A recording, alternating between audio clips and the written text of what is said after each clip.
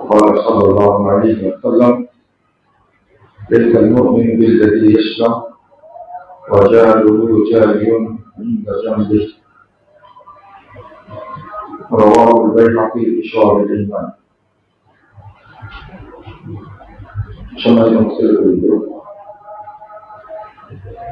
অসহায় ব্যক্তিদের প্রতি সহযোগিতা বর্ধিত এই বিষয়টা নিয়ে সরকার আলোচনা করবো ইনশাআল্লাহ।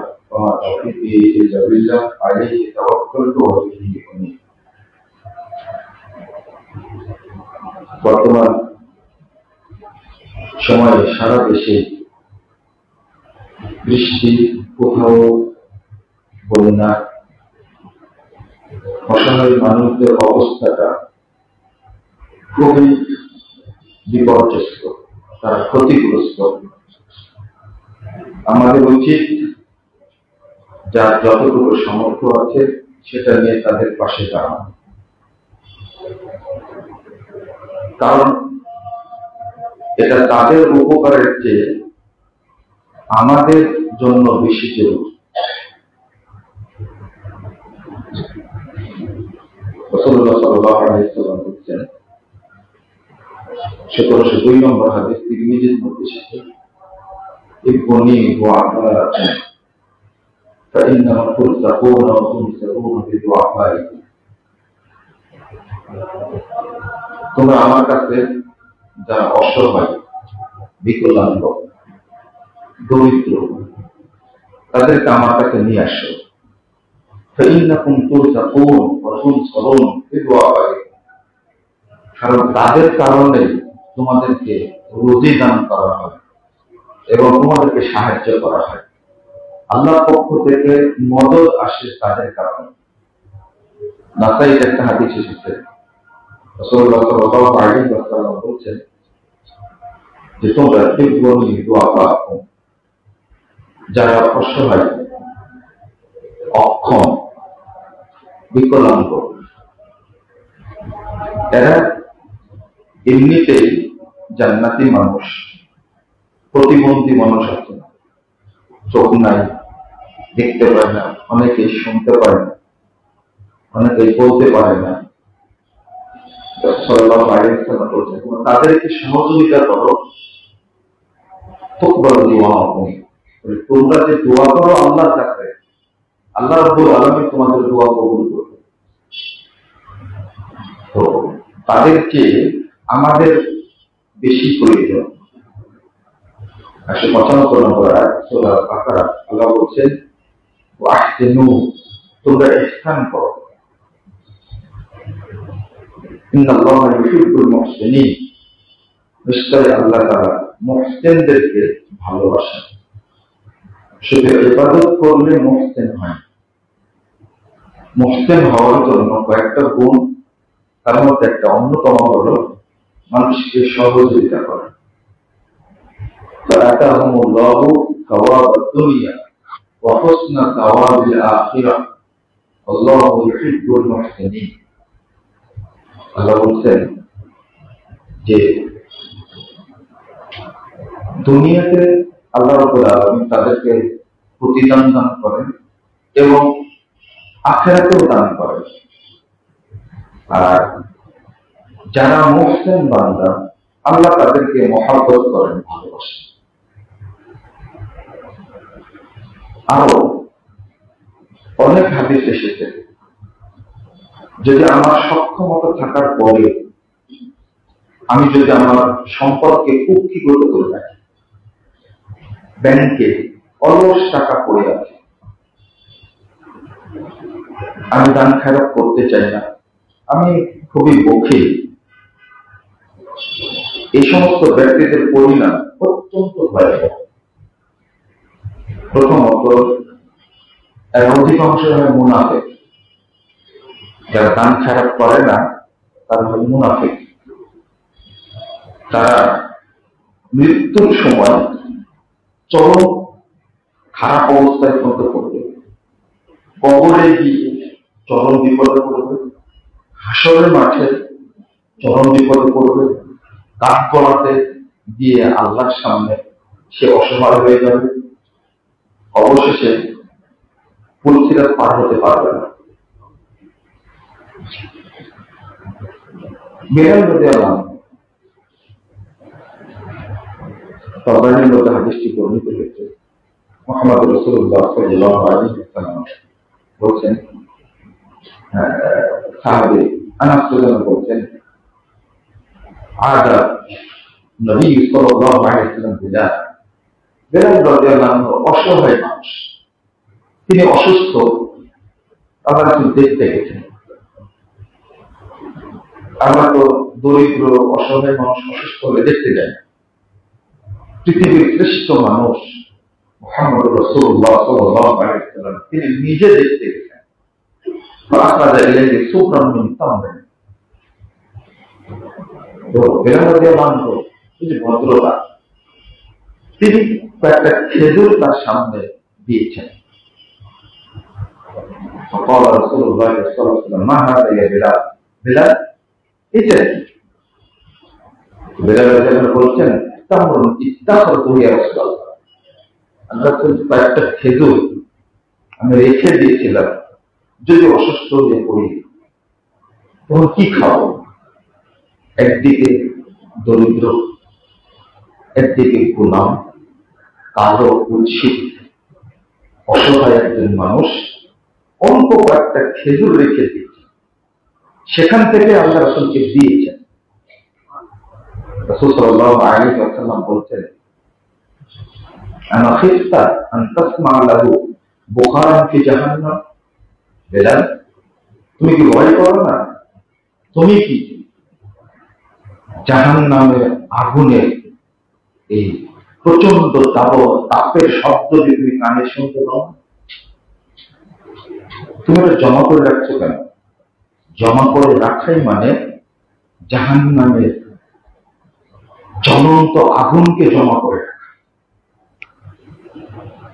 ইটের ভাটা থেকে যেমন শব্দ বের হয়ে আসে, গরম, বিদ্যুৎ কেন্দ্রে গিয়ে যেমন দেখবেন মানে আগুন যত টেনে নেয়, উৎপেতে থাকে, যারা দেখেছেন তারা বুঝেছেন। আমার দেখার সুযোগ হয়েছে যে জাহান্নাম যে উৎপেতে থাকবে, আগুনের তাপে এটা আর যে শব্দ হয় তাপে।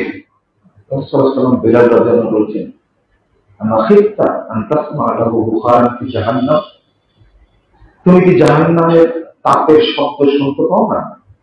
তুমি খেজুর জমা করে রাখছো। আনফিক বিলাল, এ বিলাল তুমি দান করে দাও। ওয়ালা তাখাফান্না মিন দিলে আরশে ইখলাস, তুমি আরশের মালিককে মনে করো না তার কাছে কম আছে। আরশের মালিকের কাছে কম নাই, তুমি ওই ভয় করো না তোমাকে আল্লাহ দিবে না, রুজি বন্ধ হয়ে যাবে। কত বড় তাওয়াক্কুল! সবচেয়ে বড় বিষয় হলো এই অসহায় সাহাবী অসুস্থ অবস্থায় দুইটা খেজুর রেখে দিয়েছেন। তার যদি এই অবস্থা হয়, মুহাম্মদ রাসূলুল্লাহ সাল্লাল্লাহু আলাইহি ওয়াসাল্লাম তাকে যদি বলেন, তুমি কি জাহান্নামের আগুনের তাপের ভয় পাও না?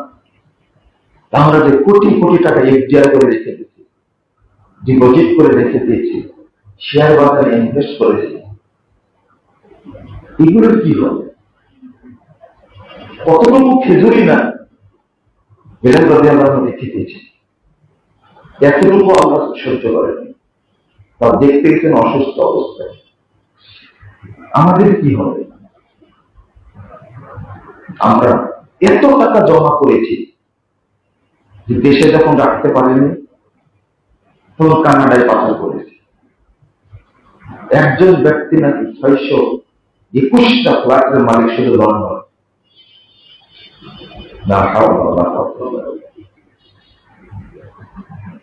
20টা 30টা করে ফ্ল্যাট আছে, একটা বিল্ডিং আছে বাংলাদেশে একজন ব্যক্তি, অথচ ওই মানুষটার পাশে কত দরিদ্র মানুষ আছে, তাদেরকে ফিরিয়ে দেখে না, চিন্তাও করে না। এই জন্য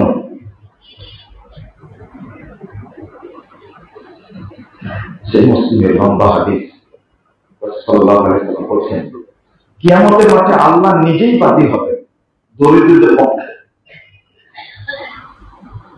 আল্লাহ বলবেন, ইন্নী মারিস্তু, আমি তো অসুস্থ ছিলাম, এবং তাও তুমি তো আমার সেবা করো না।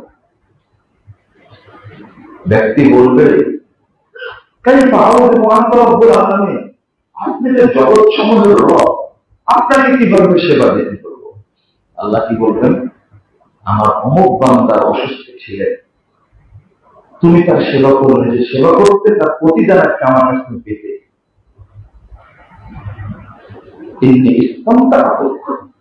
আমি তোমার কাছে খাদ্য চেয়েছিলাম, তুমি খাদ্য দেওনি।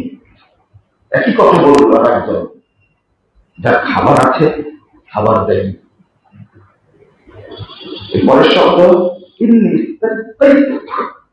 আমি তোমার কাছে পানি চেয়েছিলাম, পানি ছিল না আমার কাছে, তুমি আমাকে পানি দেওনি।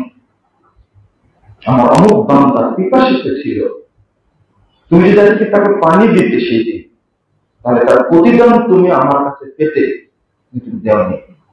এবার একটু চিন্তা করুন তো, ওই দরিদ্র মানুষটা যদি কিয়ামতের মাঠে আমার বিপক্ষে বাদী হয়, তাহলে আমার মুক্তির কোন সুযোগ আছে? কোন সুযোগ নাই, কোন সুযোগ নাই।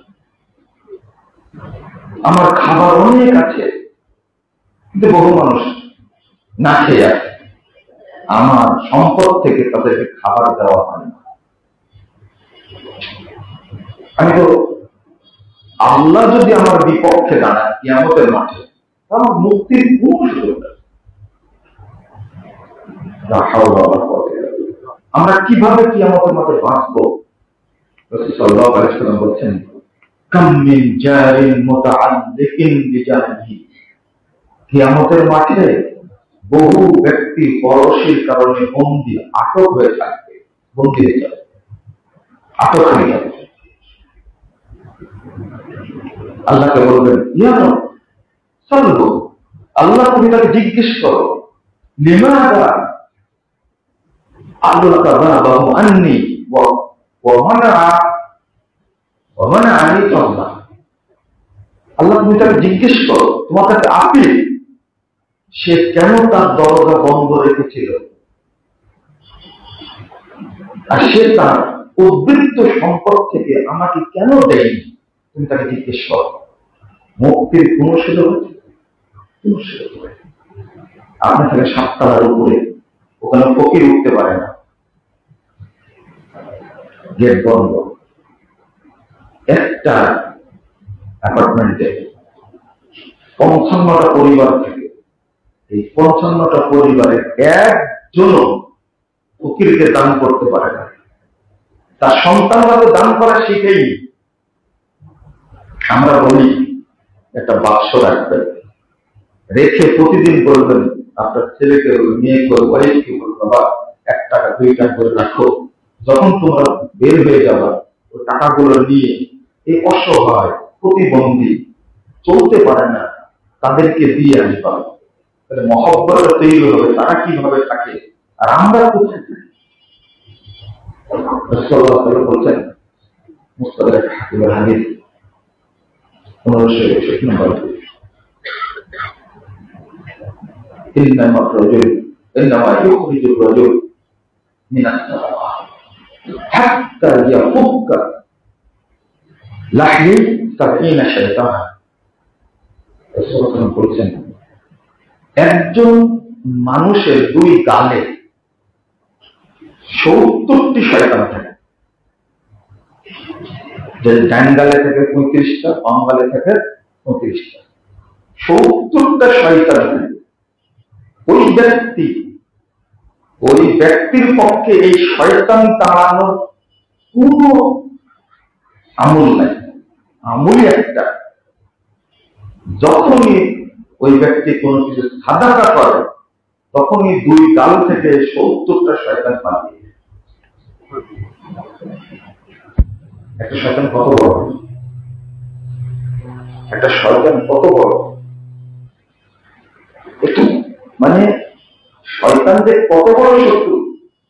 সকালবেলায় মনে করলেন আমি আমার শয়তান তাড়াবো, শুধু মনে করলেন আপনার গালে থাকে, আপনার ওয়াইফের গালে থাকে না।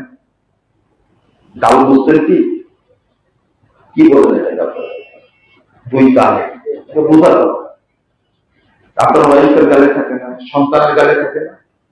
আপনি আজকেই দেখেন আপনার সন্তান ফজর সালাতে উঠে, আল্লাহর কাছে উত্তম সালাত হলো ফজরের সালাত। জুমার দিনের ফজরের সালাত যে জামাতে পড়ে, ওই ব্যক্তি সালাত সম্বন্ধে সবচেয়ে নেকি অর্জন, বেশি নেকি অর্জন করে।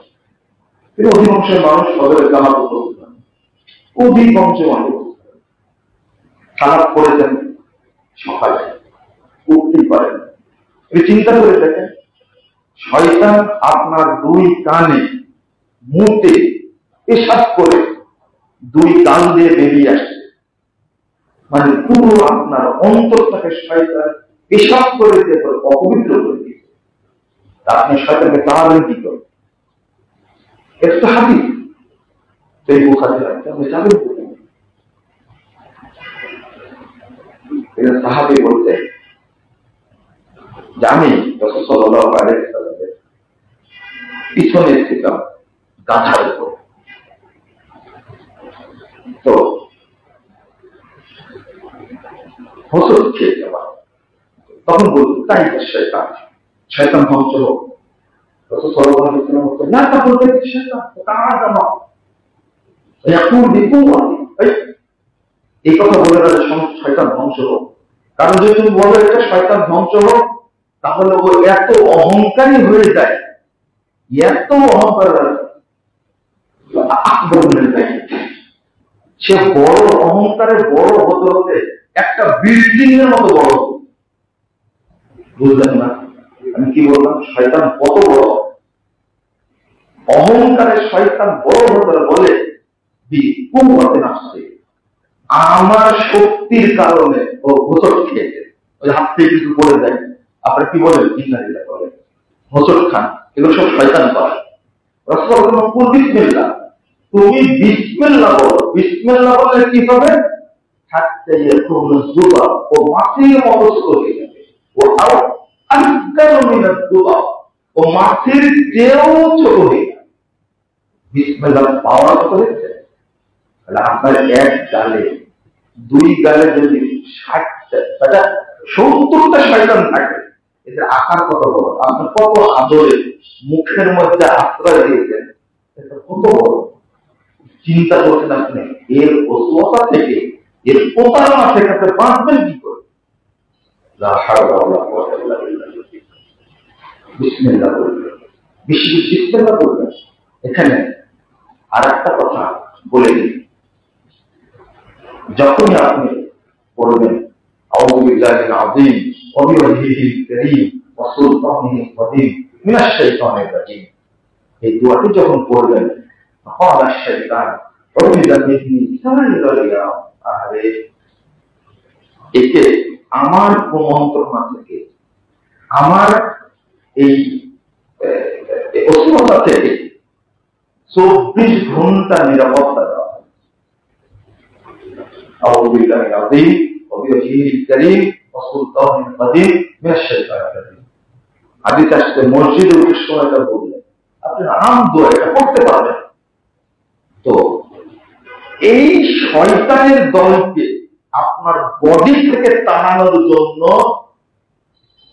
একমাত্র ঔষধ হলো না সাদাকা করা। আপনাকে সাদকা করে দিলেন, 2 টাকা সাদাকা করে দিলেন, আপনি বেঁচে গেলেন। কিন্তু এই সাদাকাটা কার জন্য সেফটি হলো? ওই ফকিরের জন্য, আপনার জন্য, নিজের জন্য না। আমি যতগুলো কথা বলবো ওই ফকির চিন্তা পরে রাখে, অসহায় পীড়িত, পেটে বাচ্চা, স্বামী নাই, মারা গেছে, তার ডেলিভারি হবে, টাকা নাই, একটু অসহায়কে তাও মনে করছেন যে আমার টাকায় সে সুস্থ হয়ে গেল, আমার টাকায় সে ডেলিভারি হলো। না, আপনার নিজের বাঁচার চিন্তা করে, নিজের বাঁচার চিন্তা করে। বলছেন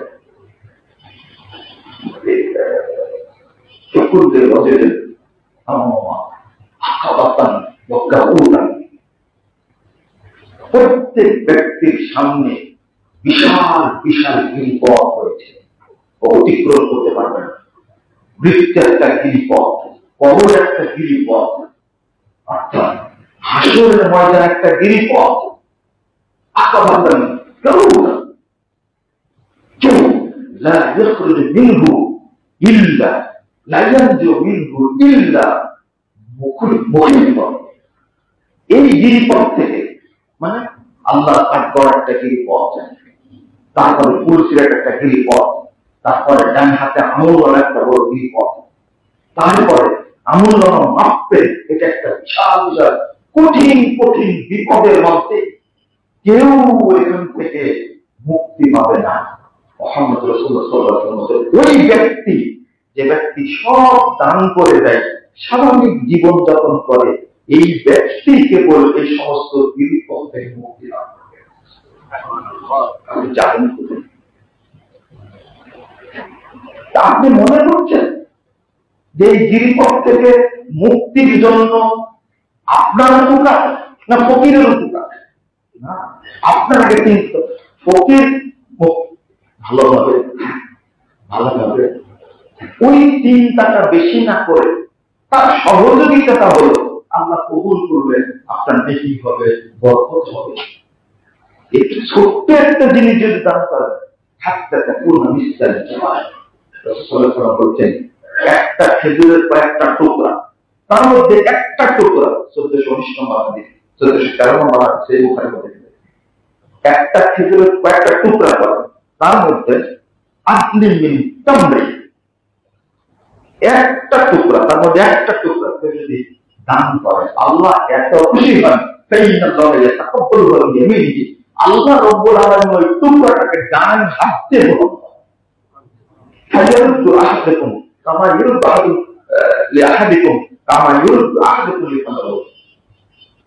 আল্লাহ রাব্বুল আলামিন ওই এক টুকরা খেজুরকে বড় করতে থাকেন, করতে করতে তোমরা যেমন একটা মুখকে ছোট থেকে বড় করে তোলো, আল্লাহ এক টুকরা খেজুরকে এত বড় করেন, অবশেষে এই খেজুরটা বিশাল পাহাড়ের মতো বড় হবে।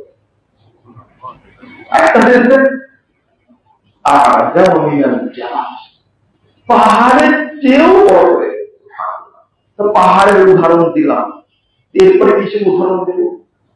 একটা ছোট্ট অংশ আপনি বড় করে পাবেন, কিন্তু নেগেটিভ সাইড গুলো আমাকে মুক্তি পেতে হবে কিভাবে, এই চিন্তাটা আপনার আমার করার দরকার ছিল।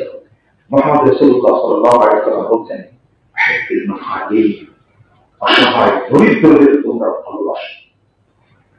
আমি তো রাসূলুল্লাহ সাল্লাল্লাহু আলাইহি ওয়াসাল্লাম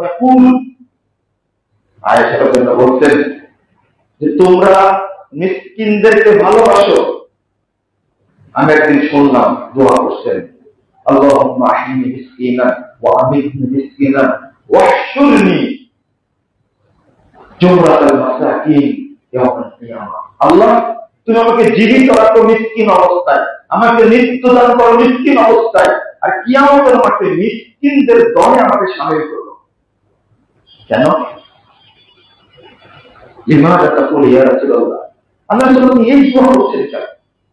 তখন রাসূল সাল্লাল্লাহু আলাইহি ওয়াসাল্লাম বলছেন, দেখো আয়েশা, তুমি মিসকিনদেরকে ভালোবাসো এবং তুমি তাদের পাশে থাকো।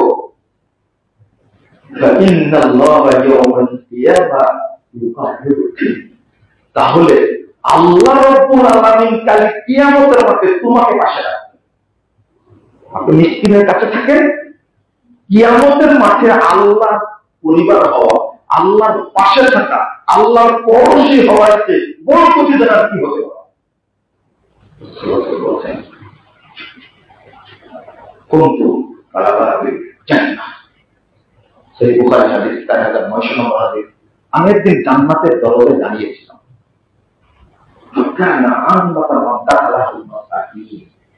আমি দেখলাম এই দরজাতে, জান্নাতের দরজা দিয়ে শুধু মিসকিনরা প্রবেশ করছে, শুধু মিসকিনরা প্রবেশ করছে। ওয়াসহাবুল জাদ্দি মাহবুসুন, যারা ধনী প্রতাপশালী তাদেরকে আটক করে রাখা হয়।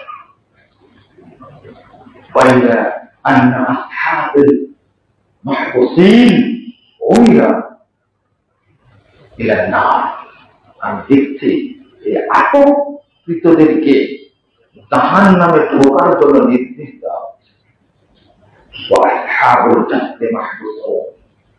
প্রতাপশালী, ক্ষমতাশালী, অর্থশালী তাদেরকে আটক করে রাখা হয়েছে। আমাদের কি অবস্থা হবে? আমি দাঁড়িয়েছিলাম জাহান্নামের দরজায়, আমি দেখছি অধিকাংশে যারা প্রবেশ করছে সবই মহিলা।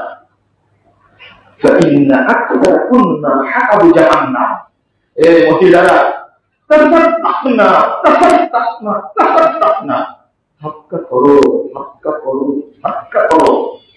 কারণ আমি দেখছি অধিকাংশ মহিলাই জাহান্নামের খড়ি হয়েছে, জাহান্নামের কাঠ হয়েছে। ওদেরকে জ্বালানোই অন্যদেরকে পোড়ানো। জাহান্নামে যাবে ভাষা এটা, ওরাই জাহান্নামের কি হবে? পোড়ানো, অন্যদেরকে পোড়ানোর খড়ি হবে, কাঠ হবে। দুইটা পথ, মহিলাদের বাঁচার দুইটা পথ। একটা হলো সাদাকা, আর 2 নম্বর হলো বেশি বেশি ইস্তেগফার করতে তাদেরকে। আল্লাহ তাদেরকে জাহান্নাম থেকে মুক্তি দান করবেন ইনশাআল্লাহ। দুর্ভাগ্য আমরা এই হাদিসগুলোকে সামনে নিয়ে আসি না, আমরা মানুষকে বলতেও চাই না যে আমরা কিভাবে বাঁচবো। বাঁচার পথ আছে, যখন আসবে মৃত্যুর সময়, যখন আসবে এই মুনাফিকের কাছে, যখন আসবে ফেরেশতারা, আল্লাহ রাব্বুল আলামিন বলছেন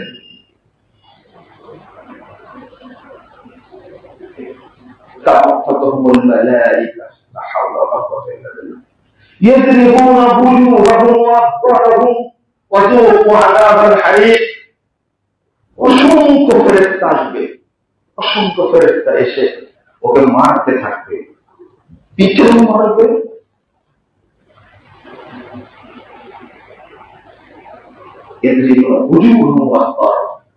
মুখে মারবে, মারতে থাকবে, চিৎকার করবে আল্লাহ,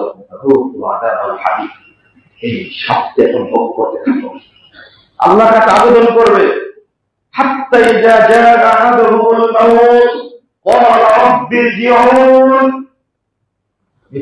আল্লাহ তুমি আমাকে দুনিয়ায় ফেরত দাও, আল্লাহ আল্লাহ ফেরত দাও দুনিয়াতে,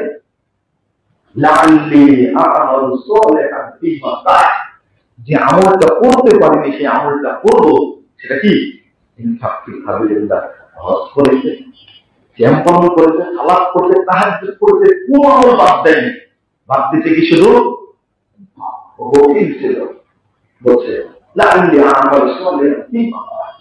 আল্লাহ ধমক দেওয়া, কাল্লা ইন্নাহা কালিমাতুন ওয়া ফাইল, তোমার কথার কথা মাত্র, তোমাকে আরো যদি 200 বছর বয়স দেওয়া হয় তোমার স্বভাব চেঞ্জ হবে না। কে জানেন? তোমাকে বয়স দিলে আরো বেশি খারাপ হয়ে যাবে। খুব আল্লাহ আমাকে করোনাতে বাঁচাইছে, বাঁচানোর বয়স বেশি খারাপ হয়ে গেছে। চিন্তা করে না যে আমি আইসিইউ থেকে ফিরে আসলাম, আমি একটু ভালো হই।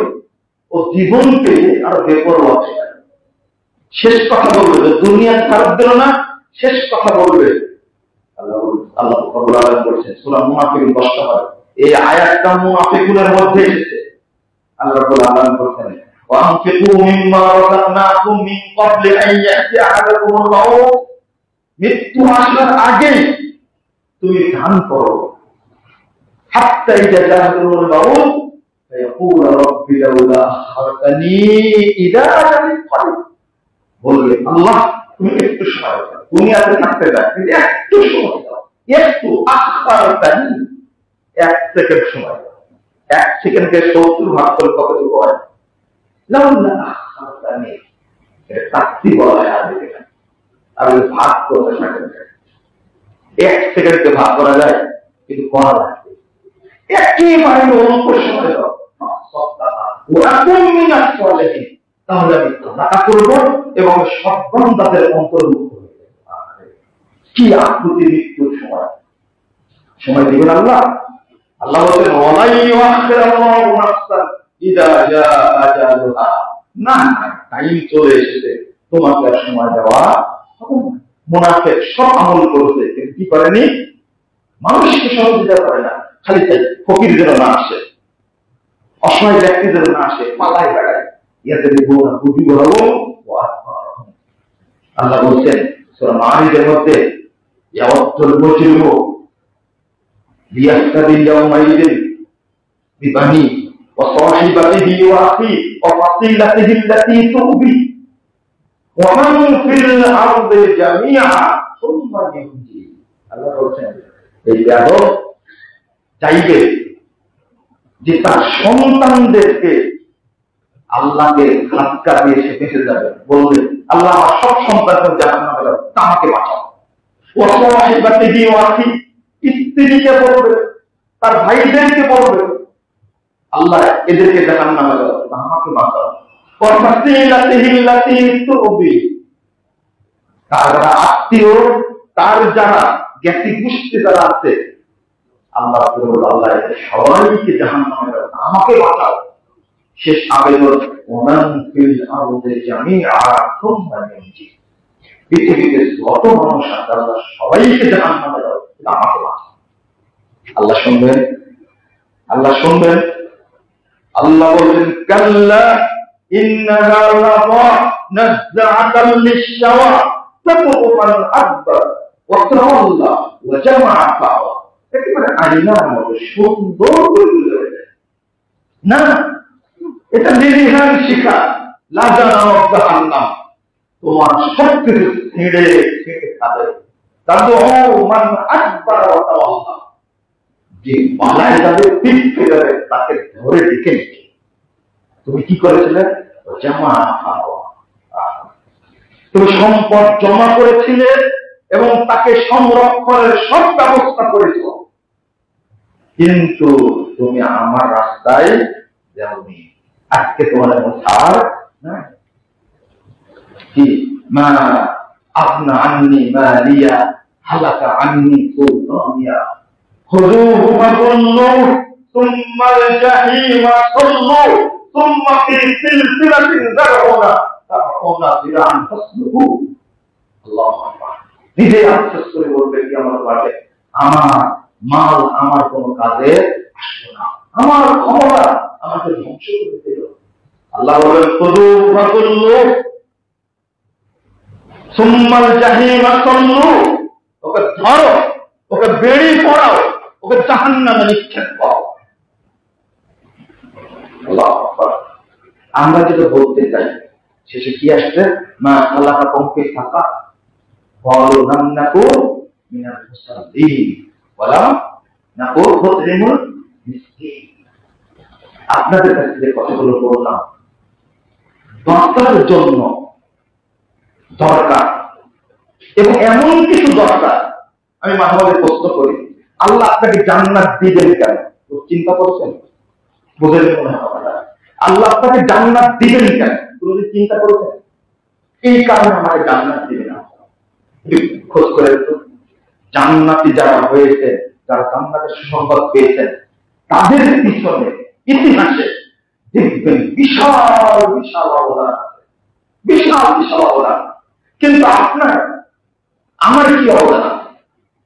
সাহাবীদের অবদান দেখো না, আবু বকরকে দেখো, ওমরকে দেখো, ওসমানকে দেখো, আলী রাদিয়াল্লাহু আনহু, তাদেরকে দেখো, আশরে মুবাশশিরাকে দেখো, বদরি সাহাবীদেরকে দেখো, তারা কি অবদান রাখছে?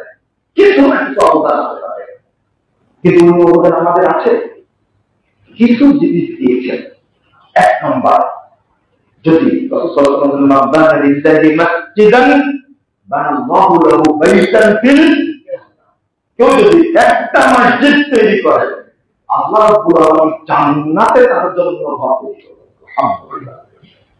আর একটা মসজিদ, আরেকটা হলো, আমি যদিও বলি আগে কি এতে এমন আমরা হচ্ছে মিসকিনা ওয়া ইয়াতীমা ওয়া আসীরা ইন্নামা নুতইমুকুম লিওয়াজহিল্লাহ লা নুরিদু মিনকুম জাযাআ ওয়া লা শুকরা। আপনি কত আয়াত নেবেন, এতিমকে দান করলে, এতিমকে সহযোগিতা করলে কি পরিমাণ ফজিলত, কি পরিমাণ নেকি। আমি একটা করে হাদিস বলার সময়, 1 নম্বর, আল্লাহ রাব্বুল আলামিন আপনার সমস্ত পাপকে মাফ করে, কোনো পাপ রাখবেন না, এটা দানের ফজিলত। 2 নম্বর, মৃত্যুর সময় আল্লাহ এত ফেরেশতা নাযিল করবেন, ইন্নাল্লাযীনা ক্বালু রাব্বুনাল্লাহ সুম্মা ইসতাকামু তাতানাজ্জালু আলাইহিমুল মালায়েকা আল্লা তাখাফু ওয়া লা তাহজানু ওয়া আবশিরু বিল জান্নাহ। যদি বলেন আল্লাহ কত টাইম ছিল, আল্লাহর পক্ষ থেকে অসংখ্য ফেরেশতা হাজির হয়ে, দেখেন মুনাফিকের কাছে হাজির হয়ে কি করে ফেরেশতারা, আর মুমিনের কাছে ফিরে ফেরেশতারা কি বলে, বলতে থাকে আল্লাহ ভয় করো না, চিন্তা করো না, ওয়া আবশিরু বিল জান্নাহ, বরং তোমরা জান্নাতের সুসংবাদ গ্রহণ করো।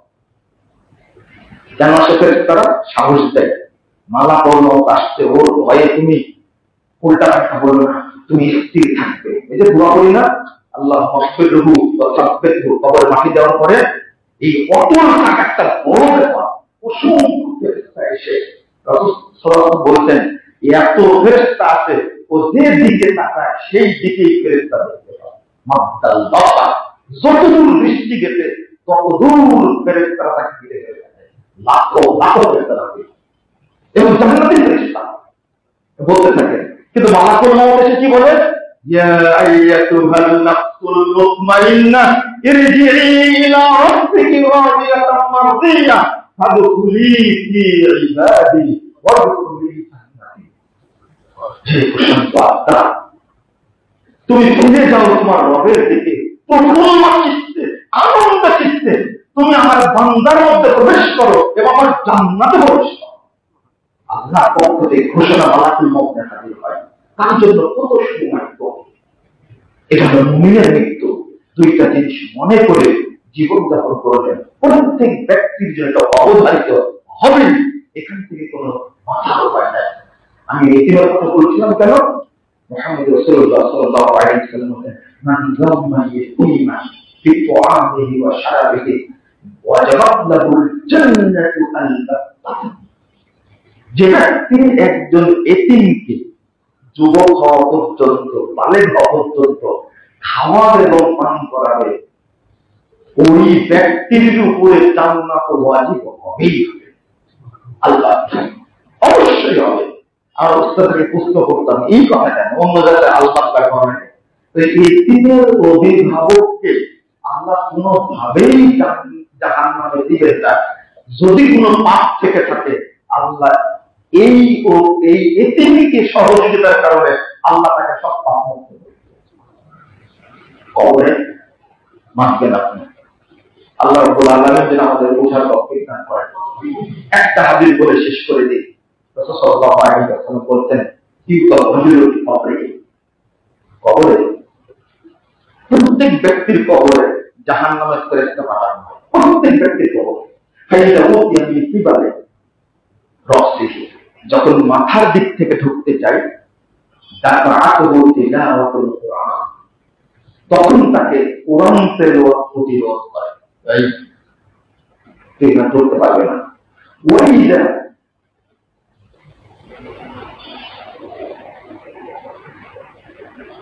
কি বললাম আগের অংশ করে দেব,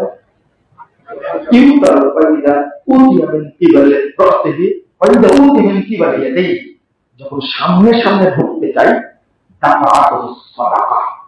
তার যে দান সাদকাতে সব সেখানে পাহারাদার হিসেবে হাজির হয়ে যায়, ওই ফেরেশতাকে প্রতিরোধ করে। যখন 2 পায়ের দিক থেকে ঢুকতে চায়,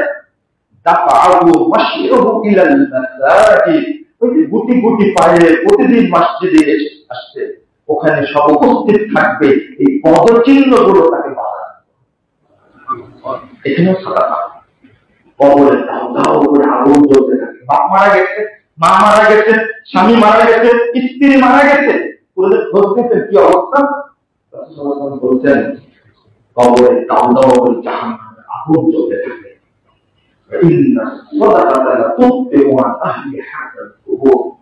সাদাকা দেওয়া মাত্রই জাহান্নামের আগুন ভোগ করে দিয়েছে। পাপ মাফ হতে দেরি লাগে না, কবরের আযাব বন্ধ হতেও তুচ্ছ মানে এর অর্থ কি? তুচ্ছ মানে বাল অফ করা, বাকি অফ করা। আপনি সুইচটা অফ করতে কয় মিনিট লাগবে? 1 সেকেন্ড লাগবে? 1 সেকেন্ডও লাগবে না। দানের বিনিময়ে আল্লাহ রাব্বুল আলামিন সমস্ত পাপ 1 সেকেন্ড হওয়ার আগে আল্লাহ মাফ করে দেন। আপনি পাপ করেছেন 80 বছর, 90 বছর, আল্লাহর ক্ষমা করতে সময় কতটুকু? 1 সেকেন্ড লাগে। কবরে তাও নাও করে আগুন জ্বলতে, এই জাহান্নামের আগুন বিশাল প্লাটে আগুন ধরেছে, 29টা ইউনিট কাজ করছে, তাও 24 ঘন্টা সময় লাগে, 3 দিন আগুন নিভাতে।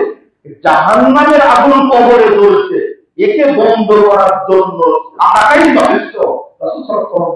টাকা দিলেন তো 1 সেকেন্ড হওয়ার আগেই জাহান্নামের আগুন সাথে সাথে আল্লাহ তুমি আমাদেরকে মুক্তি দান করুন। আমিন। আল্লাহ যেন আমাদের সকলকে পাপ থেকে, সমস্ত পাপ থেকে মুক্তি দান করেন।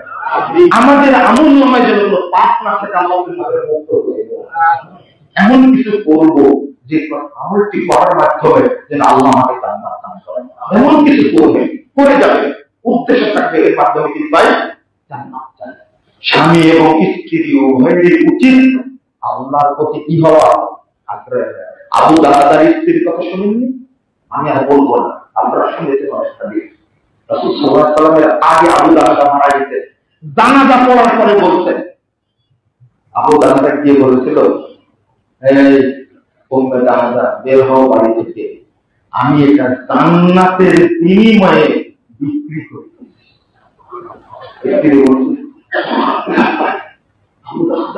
তুমি কি সুন্দরী না ব্যবসা করেছো, তাই এই 600 খেজুরের গাছ আর এই ঝর্ণা বাড়ি আমরা দিয়ে দিব, আল্লাহ আমাদেরকে জান্নাত দেবে। তাহলে আমি বাড়ি থেকে বেরিয়ে চলে আল্লাহ কেমন স্ত্রী, কেমন স্বামী, দুইটা অবস্থা। আপনি কত হাদিস নেন, একটা খেজুর গাছের বিনিময়ে সব দিয়ে দিচ্ছেন, কিন্তু আল্লাহ কি রেখে দিচ্ছেন? জান্নাতে রেখে দিচ্ছেন।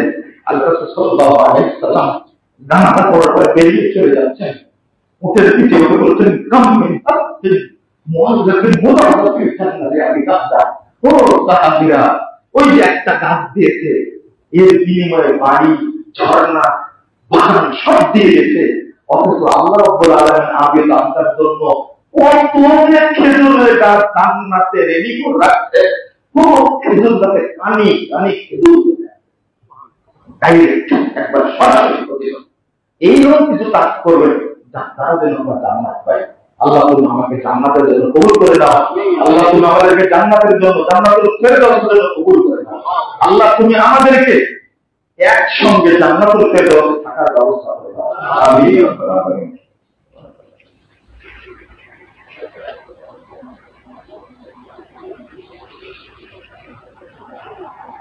আলহামদুলিল্লাহ ওয়াহদা والصلاة والسلام على نبينا محمد. اللهم صل على محمد وعلى آل محمد كما صليت على إبراهيم وعلى آل إبراهيم إنك حميد مجيد. اللهم بارك على محمد وعلى آل محمد كما باركت على إبراهيم وعلى آل إبراهيم إنك حميد مجيد. সম্মানিত মুসলিম বই একটা কথা বলতে ভুলে গেছি, দুইটা কথা তোকে স্মরণ করে দিই। 1 নম্বর হলো, আমি গত 2 মাস না 3 মাস মনে আপনাদের আসতে পারিনি, এই জন্য ক্ষমা চাই। আমি 4th জমা কন্টিনিউ করার চেষ্টা করবো বলেছিলাম, শহীদ ফোন দেন, লজ্জায় ফোন রিসিভ করতে পারিনি, এমনটা হয়। তবে যখন এরকম সমস্ত মহাদেশ হবে আমি ইনশাআল্লাহ আসার চেষ্টা করবো। আমার মাথায় আছে আমাকে 4th জমার মিরপুরে যেতে হবে, আমি আসবো ইনশাআল্লাহ। আর আল্লাহ যদি সহজ করে দেয় এই দোয়াটা আমরা করবো ইনশাআল্লাহ। 2 নম্বর, আমি বরাবরই এই দারুস সুন্নাহ মাদ্রাসার প্রতি, এই মসজিদ বাইতুল হকের প্রতি খুবই দুর্বল। এখানে আসতে অনেক ভালো লাগে, কিন্তু আমাদের এই মাদ্রাসায় যোগ্য আমার মনে হয় 13-14 জন ছেলে এই কয়েকদিনে মদিনা বিশ্ববিদ্যালয় ছাত্রীরা কাজ পেয়েছে। আলহামদুলিল্লাহ, শুনে এত খুশি হয়েছি, মানে কিভাবে ছাত্র তারা তৈরি করে বুঝেন, অথচ এই ছাত্রদের রাখার ভালো ব্যবস্থা নেয়। আপনারা এত টাকা নিয়ে কোথায় যান? এমন কিছু করে যান যার মাধ্যমে আল্লাহ কি দেয়, এইখান থেকে যে ছাত্ররা তৈরি হয় তাও যে টাকাটাই সম্ভব হয়। আলহামদুলিল্লাহ, আমি মনে করি আপনারা এই দারুস সুন্নাহ মাদ্রাসা এতিমখানার প্রতি আপনারা দৃষ্টি রাখবেন। আমারই একজন ভাতিজা এই প্রতিষ্ঠানে পড়ে, তিনি পড়ে, টাকাটা কে দেয় আল্লাহ জানে। আমার কথা বলছি, ছোটতে রেখে মারা গেছে, আমার কথা বলছি, তার জন্য কি আমরা দোয়া করি না? এতিম বাচ্চারা কিন্তু দোয়া করতে পারে না, তাদের পক্ষ থেকে রহমত দেন কে? আল্লাহ। ফকিরকে বললে তো আল্লাহ তোমার ভালো করুক, কিন্তু এতিম কি বলে? অবুঝ। তাদেরকে সংরক্ষণের ব্যবস্থা করবেন, মসজিদের যে দরকার ব্যবস্থা সেটা আপনারা করবেন ইনশাআল্লাহ। শেষ কথা হলো, আপনারা সাভারের জন্য একটা মসজিদ উদ্বোধন হবে কালকে, আপনারা সাভারে যাওয়ার চেষ্টা করবেন ইনশাআল্লাহ। আর একজন ব্যক্তি অসুস্থ আবেদন করেছেন, আমরা তাকে এবং অন্য যারা আছে তাদের জন্য দোয়া করি। আল্লাহ রাব্বুল আলামিনের জন্য যারা অসুস্থ আছে আল্লাহ তাদের সুস্থ দান করেন, আল্লাহ যারা বিপদে আছে তাদের বিপদ থেকে উদ্ধার করেন।